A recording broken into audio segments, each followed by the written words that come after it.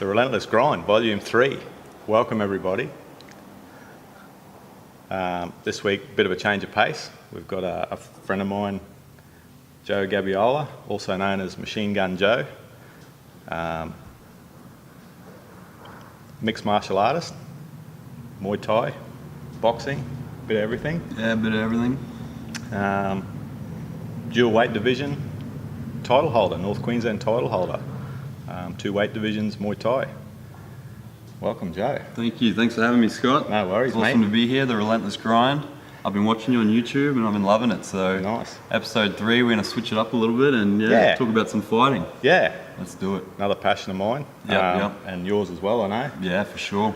Your story to date, you're currently studying journalism at Yes. uni? Yep, multimedia journalism, 3rd year.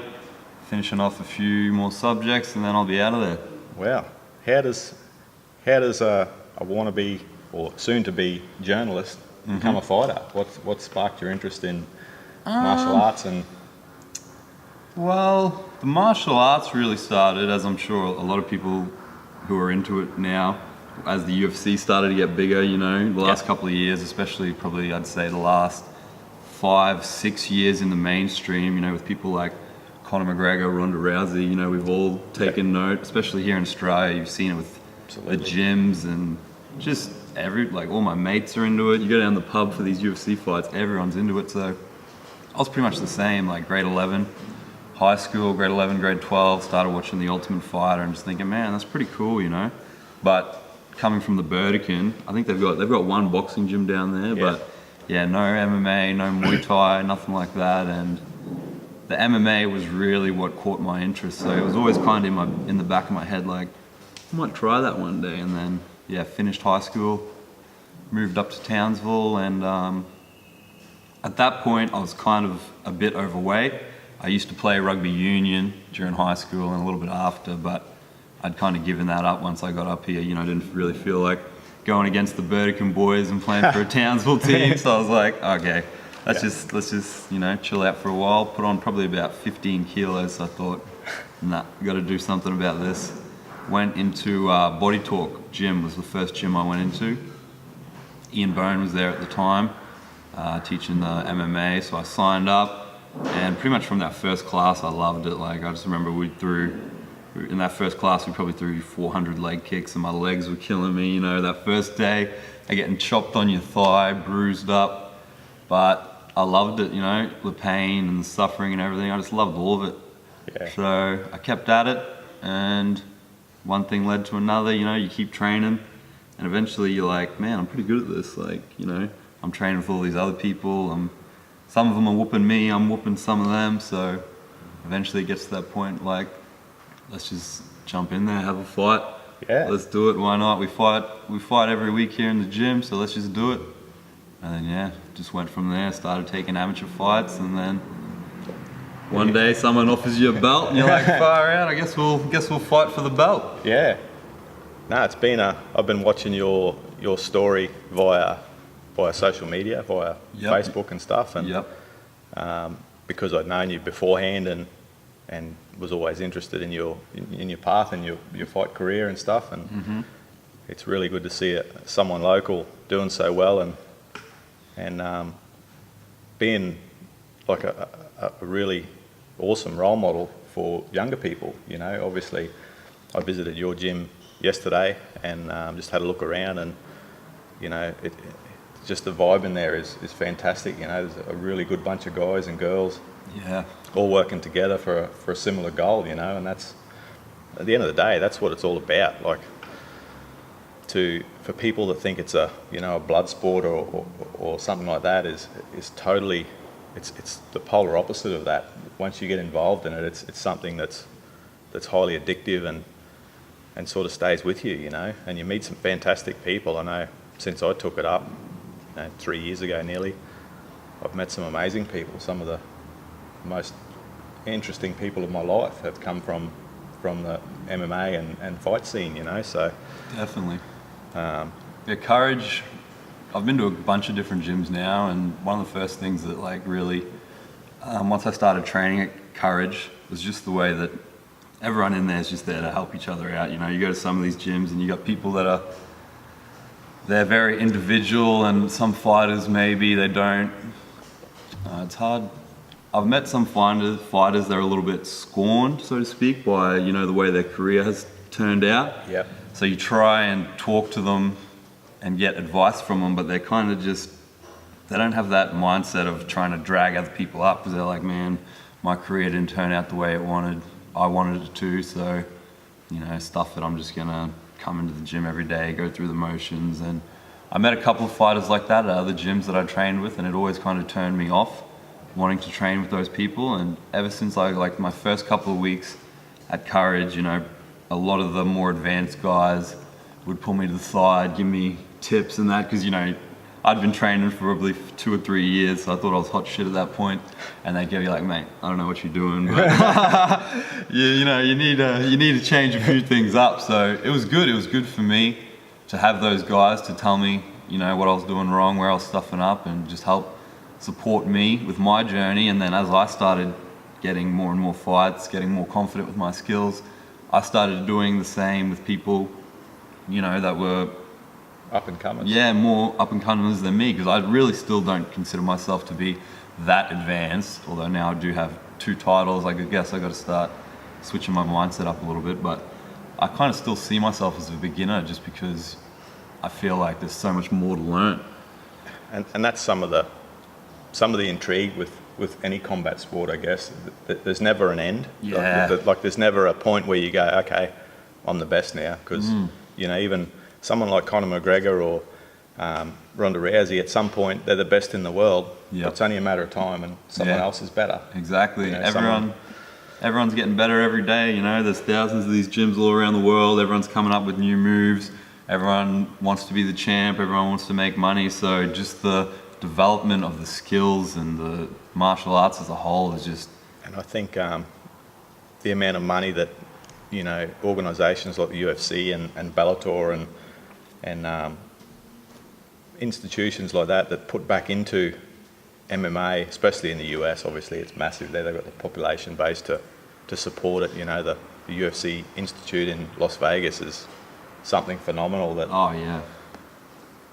You know, how amazing would it be to have something like that in Australia one day? Yep, definitely. And we've definitely got some really tough guys coming out of Australia. You know, yep. Robert Whittaker and Tyson Pedro and Tai Tuivasa, and they're all making a mark on the MMA scene over there.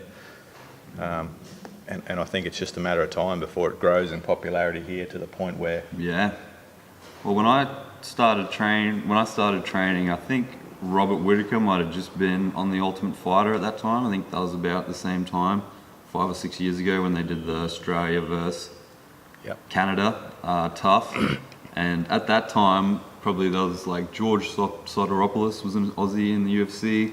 There was a couple of others, but you know, over the last few years, you know, you see guys like you said, Tai Tuivasa, and even guys like Stylebender, Israel Adesanya, Dan Hooker. A lot of these guys are New Zealand, Australia. You know, we kind of claim. We'll claim them. We'll claim them. But just the level of skill and the personalities that are coming out of Australia and New Zealand in the last few years, I feel like it's only a matter of time before, you know, the UFC and these organizations take notice and go, let's really start getting behind these guys down there, because there's a lot of skill coming out of this part of the world. Yeah, and they'll discover that there's a lot of talent comes out of South America too. That's the start definitely. of Brazilian Jiu-Jitsu. So they've obviously put a lot of effort down in South America, scouting talent and stuff for a long, long time. And I think Australia and New Zealand is slowly, you know, the Australasian, Southeast, you know, South Pacific is definitely going to be a mecca. I mean, Thailand's only a small hop away, and a lot of these guys are going to Thailand to do camps. Yeah, for sure. Especially, you know, if they're an elite striker, you know, if you go to Thailand, it's Muay Thai. Like that's where it comes from. Those guys do it best. They do it best. And the style, like, you know, I think having Thailand so close, and probably a couple of different factors around in Australia, we have some of the best strikers in the world, really. You know, guys like John Wayne Parr that kicked the door open for the rest of these Muay Thai guys. And I think it took a while to catch up with the grappling to the rest of the world is probably Yeah. where we had a problem. But now, like, these guys like Israel Adesanya, you know, they're throwing grapplers at him and he's just Eating them. dealing with them and Yeah. throwing elbows and knees and all Dan Hangman Hooker. I mean, he's just knocking people out every fight. Crazy striking. They're trying to take him down because they think, oh, you know, these Kiwis and Aussies, they don't wrestle, but Yeah. no one can get them down. It's just To assume now that, oh, he's a striker, Yeah. I'm gonna get him on the ground, is you can't go into a fight at that level with that mindset anymore. I way. don't think it's. yeah, those guys are gonna get hurt, especially with Dan and Izzy. I reckon those two, Oh, they're beasts. Next Absolute level. beasts. savages. I think a lot of it is also mindset. I've also watched a lot of stuff via Facebook and social media that your coach Ian Bone's been posting lately about, you know, mindset and just getting the best out of yourself. I think that carries people a long way, and I think that's a whole part of the, you know, the MMA culture and the martial arts culture, and I think it's a hugely important part of it, because if you can't try and be the best you can be, you're never going to be better than someone else. Definitely. I think. Yeah, that's a big part of it with the martial arts. You know, they talk about, oh, it's a blood sport. You know, it's just human cockfighting or whatever. But you know, I've fought this year 4 times so far. So that's probably about, you know, 15 minutes total ring time out of the year. Yeah. But there's just been hours upon hours upon hours in the gym, running the strand, you know, conditioning, strength conditioning, that type of thing. So the bigger percentage part of it is when you're on your own, you know, getting yourself to go to training, getting yourself to eat the right foods, making sure you go to bed at night, and having someone like Ian Bone who, you know, his time in the military, his time as a professional fighter, and now his time as a coach, he's just amassed, you know, this whole bank of knowledge of how to be the best, not just the best fighter or the best human being, but just the best functioning human you can be to achieve the things you want to be, you know, whether that's mindset, nutrition, exercise, family, all different aspects. And, you know, having someone like him to look up to, I think has been huge, not just for me, but a lot of the people at Courage, pretty much everyone at Courage, and not just the fighters. You know, there's a lot of people in Courage that have no expectation of ever fighting. You know, that's not why they've signed up. Yeah. They've been there for years. They still don't want to fight. Yeah. But they still follow the same principles that I follow as a fighter, just to be better human beings, better at their job, better to their family. It honestly makes a huge difference, you know, to Yeah. be able to wake up in the morning and just bounce out of bed, knowing what you got to do today and do the best you can, is probably, you know, one of the best feelings that you can have. Yeah, definitely. And a lot of it is, I want to touch base with you on this too, is nutrition. Like, you had to cut a fair bit of weight for this last fight. Yep. Tough? Is it a tough thing to do? Yeah, so this one we fought at 72 and a half. The lowest I've fought at before that was 75. 72 is quite light for me. Like, I usually walk around at around 80 to 82 is what I'm at. Like right now I'm at about 82. Yeah. 80 is what I'm at when I'm kind of like training a lot, you know, eating well. Yeah. So yeah, this one we had about 3 weeks, and I didn't really get onto the nutrition as early as I should have, because I fought 4 weeks prior boxing at 80 kilos. So I had 4 weeks to get ready for the 72 kilos. I had a week off training after the boxing fight. So 3 weeks to lose 8 kilos. I kind of let it slip a little bit, and we ended up with about 1 week to lose 8 kilos. So that last week, yeah, it was definitely tough. Definitely a lot of crash dieting. Yeah. Just eating eggs and salad basically, and then it ended up, you know, still being pretty safe. We lost a big majority of the weight just through diet and exercise, like probably 4 kilos in a week, you know. Just eating eggs and just enough to pretty much keep me going, and then just doing cardio all week.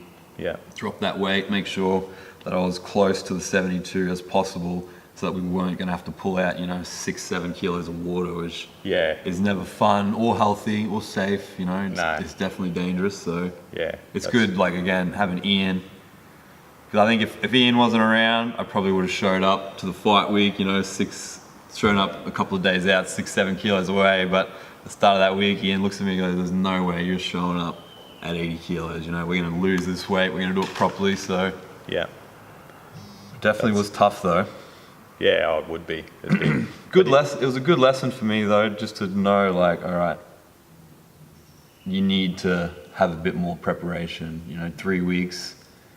3 weeks is a good amount of time, but really you should be starting 8 weeks before the fight, you know? Yeah. So make sure you're getting the best performance during your training and then also the best performance during your fight after the weight cut. Because that's, if you're not gonna diet properly weeks out, you need to crash diet like I did the last week. And trying to train when you're eating an egg a day is just, that's painful, you know. Yeah. There's other killers in that gym that they don't care how much I've eaten a day. We're drilling. Yeah. They're trying to hit me. I'm trying to defend it. You know, these guys are eating whatever they want. I'm only eating an egg a day. It's definitely something I don't want to do again. My next weight cut, I think, is going to be a lot longer, a lot more structured. Yeah. And yeah, I'm looking forward to that. Just a learning process. Yeah. Yeah. Sorry? Yeah, I was just going to say, I have had a couple more weight cuts this year, like 5 or 6 kilos, where I've followed the Courage diet. Yeah. And whenever I do that, it's just a breeze. Like you walk, you wake up the day a kilo off, you know, you just have a light sweat, go jump on the scales. It's so good. So I need to get back onto that. Yeah. So you've obviously got a lot of support from your partner and your family. I see them at all your fights, and they follow your career and help you out a lot. Yeah, I think my girlfriend and my mum and dad have been at every single fight. Wow, that's cool. And the girlfriend, like, you know, she knows when they're on. She just always comes, I think, to make sure I don't get hurt. Mum and dad, like, I don't even tell them, and then, because it's a hard thing telling, for me anyway. I don't like to really burden anyone and be like, oh, you know, I'm fighting this Saturday, everybody come watch. Like, I kind of feel like I'm forcing people to come watch me, so I don't really like to tell people too much. I'll share it on Facebook, and if anyone wants to come, they can come. Yeah. If not, you know, I'm fine with it. You'll see it on Facebook. Yeah. But my parents, you know, I think my mum said to me before, people think it's nerve-wracking having you fight, but it's nerve-wracking not being there. You know, being at home and knowing, oh, he's in the ring right now, probably getting his head bashed in, and we're not there if something happens. So, yeah, I think for her especially, I think it definitely eases her nerves. And my dad, he just loves it. He just loves fighting. Like, since I've been into it, he's been down at the Clamia Hotel in Ayr every Sunday. You know, he'll watch the UFCs, he'll watch Jeff Horn boxing. Yeah. He'll message me whenever there's, oh, what do you reckon, Jeff Horn versus Terence Crawford? What do you reckon? This Yank's talking a bit of shit. Like, he loves it now. So having them supported, I definitely think makes it easier. Because, I can't imagine what it would be like trying to follow your dream and then have the people around you not interested, or not interested, not supportive, or even worse, you know, being against it. So I'm definitely very lucky to never have to have dealt with that. Does your girlfriend show any interest in training with you or anything like that? Or? Yeah. I think Courage just had an open day about a month ago, and she came to that and did some jiu-jitsu and striking, and I think that's something she's definitely gonna look into in the future. She lives down in the Burdekin. Oh, okay. So yeah, next year she's moving up here. So I think we're gonna get her into that. I think it's something, she's the type of person that I think would benefit a lot out of jiu-jitsu, especially. I think any martial art benefits anybody, definitely. And jiu-jitsu is a really good one to start. I think people who have like maybe a little bit of social anxiety, you know, that's probably a bit of a buzzword these days. Everyone wants to talk about how much anxiety they have, but you know, some people just aren't used to that intimate contact on a regular basis. Yeah. So doing jiu-jitsu where you're basically just hugging each other for an hour, you know, it really helps to break those social barriers with people and make you be more comfortable just in everyday life. So I think it's something that everyone could benefit from for sure. Yeah, absolutely. And having someone sit on your chest, you know, you're on your back, they're sitting on your chest, you can't breathe and you're trying to move. It's just, being uncomfortable is definitely beneficial. You know, we're way too comfortable in this society. We all just want to sit in our air cons, you know, and on the couch and eat a bag of chips and be so comfortable, but no, there's no benefit out of that. The rush you get, the feeling of enjoyment is more quantified, I believe, by the more difficult a task that you've chosen. Definitely. The harder it is to achieve, the feeling at the end, once achieved, is better for the amount of hard work or, you know, obstacles you have to overcome. And fighting's definitely an obstacle that has to be overcome, because to steal a quote from Joe Rogan, it's high-level problem solving with dire physical consequences. And the consequences are, you don't have to wait for them, they're instantaneous. If you drop your hands, you get punched in the face, and you soon learn that you either got to move or keep your guard up, or whatever you're doing wrong, or your feet are wrong, and it's instantaneous. You know, you've got to take that on board instantly, because the consequences, you get a punch in the face. So they're real. You can see some consequences right here. But you're right. You know, and I think in today, like that, how you're saying the reward for getting through a hard task is always going to be greater. I think a lot of people that have never experienced that, you know, they can't relate because they've never been through it. A lot of people get their rewards from food, video games, movies, you know, social media. And in some way it's the same, because you're still getting the same releases in your brain. But I think the feeling afterwards is a lot more empty, but they just don't know it. And that's why they keep going back to the same things. It's like, all right, you eat, you feel good, you feel like shit, you eat again. And you just go through the cycle. And you just need to break that somehow, and that's the hardest part, especially for someone that has no experience with it. Like I didn't 5 years ago. How do I break that cycle? You know, it's hard to tell someone martial arts is going to break that cycle when they've never done it, because they just look at you like, so you telling me being sweaty and, you know, my lungs are burning, my heart's pumping out of my chest, how's that going to break that cycle? And it's the bizarrest feeling. Like I was pretty much in the same boat. I walked into a gym about 3 years ago, always sort of been interested in it, always a bit intimidated. Fight gym, you know, I can't fight. It's not for me. And finally thought I'll have a crack at this, and just met some amazing people, and the journey started. And now I'm a balls deep addict. Like I love it. I love every part of it, you know. And the best training sessions are the ones where you nearly vomit. Like you get to that point of almost vomit, and you walk out and go, wow. Or you do vomit. Done that too. Right. But I think that's a bit of one of the biggest misconceptions, is that you need to be tough for a fighter when you walk in there on day one. And something that Ian Bones says a lot is you get the toughness from the training. You don't start tough and then do the training. All toughness does is helps you get through the initial training. So if you're a tough kind of guy and you go there on your first day, it's going to be easier than someone that's not as tough. But that doesn't mean that the person, you know, the tougher guy is going to be the better fighter. It just means that he's able to get through the training easier at the start. I wouldn't consider myself to be that tough of a guy when I started, but over the years, like now, you got to hit me with a shovel to stop me. You know, like I'm just, and I didn't know that until I trained for 5 years, and I learned that from getting hit a lot and being like, okay, well, you know, I guess I can get through it. I noticed that on your last fight, and I think I said to you yesterday when we were talking, I called you Poker Face Joe, because I was noticing that the guy you fought, Bernard, he was Bernard B Blast. Shout out to Bernard.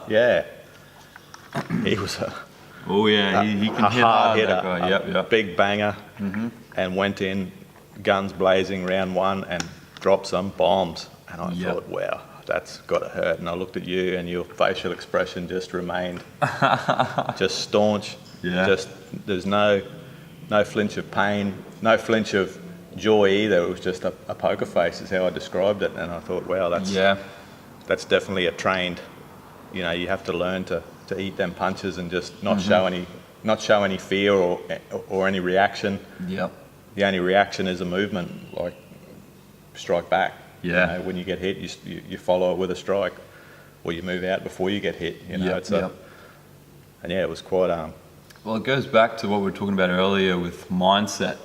And something that I've, since my very first fight, I didn't really think through my mindset at all. You know, I hadn't had any training in that part of the game yet. And if you watch that fight, I'm in the corner waiting to start, and I'm bouncing, I'm jumping, like I'm just so on edge. I'm so hyped up. I had all this energy and just ready to go out there and just destroy this guy. The adrenaline dump. Yeah, the adrenaline dump. And that's basically what happened. You know, I just started swinging for the fences. The adrenaline dumped, and I gassed, which is pretty much what everybody does in their first fight. Like if you don't gas in your first fight, it probably means you should have had your first fight sooner. Like you know what I mean? Or you didn't put enough effort in. Yeah, exactly. So after that, I started to realize, all right, there's something here about this staying calm, you know, keeping your heart rate low. So ever since then, my number one goal whenever I go into a fight, I don't think about combos. Like when I'm walking out to the fight, when I'm standing in the corner, even before the fight, I'm barely thinking about combos. I'm barely thinking about setups.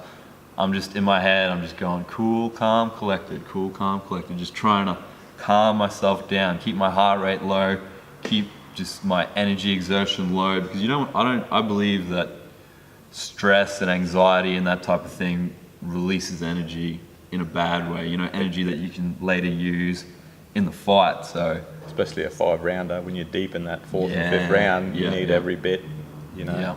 And again, working with Ian, that's something, I think my first fight, we probably warmed up for 15 minutes, you know. You see it a lot at these amateur shows. Just last weekend at my fight, we were backstage and we were watching all the other gyms warm up. And a lot of these guys are having their first fight and they're smacking the pads as hard as they can to warm up for rounds on rounds, like for 5-10 minutes. And that's something that, you know, me and Ian, we put in a bunch of rounds getting ready for these fights on the pads in the gym. So we know that we can hit hard. We know that we can hit a lot. We know we can hit hard for 5 rounds. We don't need to prove that in the warm-up. No. So we'll just... The work's done. Yeah, the work's done, you know. It's either done or it's not done. You're either gonna do what you trained or you're not. Yeah. Going through combos backstage and 100% is not something that is really, we believe, gonna help you. So all our backstage preparation is staying calm, staying relaxed, you know, going through just how we're gonna stay calm, how we're gonna use what we've been working on in the gym to beat this dude. And that's something that I've been getting better at every fight. And I think definitely this fight, this is my first full Thai rules fight. Yeah, it was. Elbows unpadded, knees to the head and body. So I knew that I was going to have to remain calm even more than usual, because, you know, the thought of going into a fight against a guy like Bernard who knocks people out and having unpadded elbows being thrown is definitely a stressful situation. Yeah. So that was my focus for this fight, just be calm, be patient, do what we know we're good at. And I think I did really well at that in this fight. Yeah, you did. Fantastic. And we were talking yesterday also about it's really hard to train elbows with a sparring partner, because you can't, you know, you elbow someone in the face, that's it for the night. Yeah. Yep.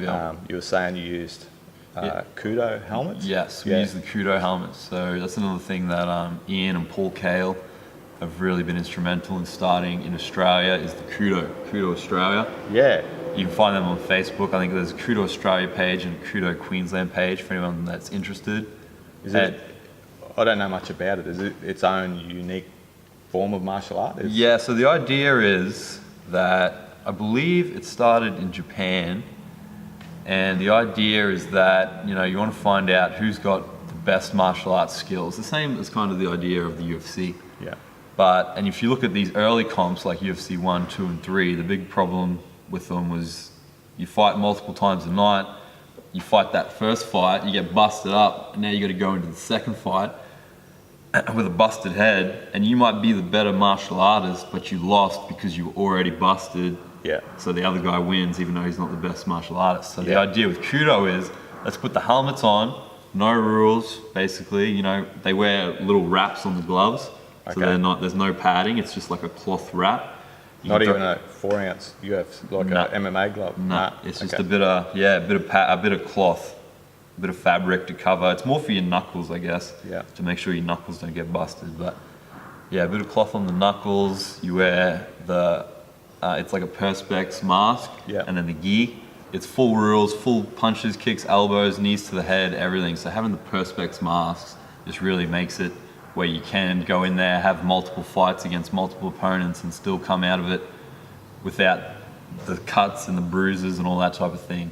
Yeah, is your gym the only one in town currently involved in that? Yes, we are the only Kudo gym in Townsville. Yeah. They're starting to spring up. Paul Cale has been instrumental. He goes around to a lot of the different martial arts gyms and exposes them to Kudo, and a lot of the gyms that I think, a lot of the martial arts gyms that are really rooted in the heritage of the sport and like the lineage of it. Yeah. Especially, those are the type of gyms that have started to adapt it. Yeah. Yeah, nice. Well, we might call it a wrap, mate. Thanks very much for coming and Thanks for having me. This was awesome. checking out my podcast. And anyone that is interested in martial arts, I just like to say, like, you know, don't be intimidated. There's something in martial arts for everyone, not just fighters. We've got people at our gym that, like I said, have no interest in fighting, and they love it. They love the social aspects. They love getting a workout and having a laugh at the same time. So I'll just say, don't be intimidated. Find a gym with people that you can get along with. Find a community that you enjoy being a part of, and just jump in. Don't even think about it. Just jump into the training. Just go for it. I promise you'll get immense benefits out of it. absolutely. And also a shout out to Joe's gym and his coach, Ian Bone at Courage Training Centre. Definitely one of the premier gyms in town. If anyone's got any interest, check it out. They're on Facebook. Yeah. Shout out to Courage, Coach Ian, Coach Aiden. We're doing great things in there. There's guys, we got Jack James, Bricktop, is having his amateur debut September 8th. So he's going to do awesome in that. We got a bunch of fighters. September 30 are going to jump into the WKA in Townsville, so that's going to be good. Nice, that'll be good. And then the end of the year, I'm eyeing December 8 in Townsville at the Ville. Yeah. It's hopefully going to be Muay my Thai. next Muay Thai. Yeah. I'm hoping. Corey, put me on that card. Get it happening, brother. Yeah. I know, I'm sure between Townsville and the Burdekin, Yeah. there's a bunch of people that would love to see me fight here, so I'll be there. yeah. Absolutely. I can't wait. I'm looking forward to that. But just for Townsville in general, you know, whether or not I'm on the card, it's been a while since I think there's been like a big, just any type of fight card really in Townsville. You know, MMA, Brace 50 was probably the last MMA, that was last year. Yeah. I can't think of any Muay Thai shows that have been on No, the I last haven't. 2 years. So And it honestly astonishes me that it's not huge. Like Yeah. it has a big following in Cairns. yeah, definitely. And that tournament that you fought in last weekend was awesome to watch. Like Yeah. it just from Yeah. little kids to Yep. to fighters at your level. You know, it was Yep. just a good day to go and watch some legit fights. Between here and Cairns, there's definitely a lot of good young up and coming fighters, and I think it's just important. You know, we're all interested in the UFC, we all like fighting in that, but we're not so ready to go and support our local fighters at an event when they are on. And I think that's part of the reason why these promoters don't come back to Townsville, because they come here and they don't get the support. So yeah, everybody, whenever there is one of these cards, if you Check it are out. interested in martial arts, just go down and check it out. I guarantee you'll see something cool. Someone's You will not have a bad time, that's for sure. no, it's going to be awesome. Yeah. I can't wait. All right, awesome. Peace, everybody. Cheers. Like, subscribe, check it out. Thanks, mate. Cheers, brother. Appreciate it. That was awesome. Oh, well. Unlucky.